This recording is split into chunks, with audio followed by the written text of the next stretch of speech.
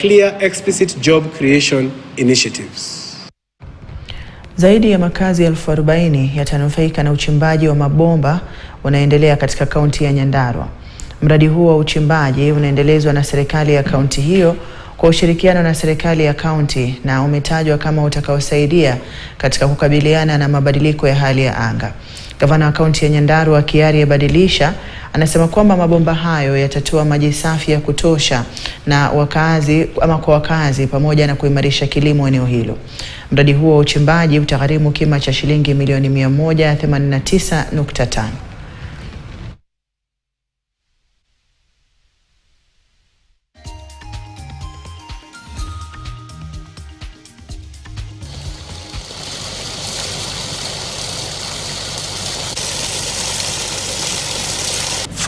Cubic meters.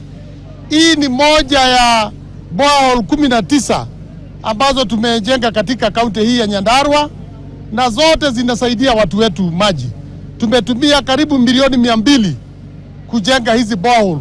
Tumepata maji ya mifugo yetu ya kulima, hata makondoo zetu zimepata maji. Hata wake wetu sasa wataweza kukaa wakiwa wasafi, kwa sababu na usafi unaweza karibia Mungu. Walikuwa wamekaa kwa sababu ya kusumbuka kutafuta maji, lakini sasa tumeona maendeleo imefika kwetu. Tutaanza ukulima wa samaki kwanza, na tena labda hata tunaweza fanya mpaka ukulima wa kutengeneza shamba zetu, ambapo tutakuwa tukilima mboga ambazo tutakuwa tukipeleka mtaa, ambapo tutakuwa tukipata manukato yetu ama tutapata kitu ambayo tutaweka kwa mfuko.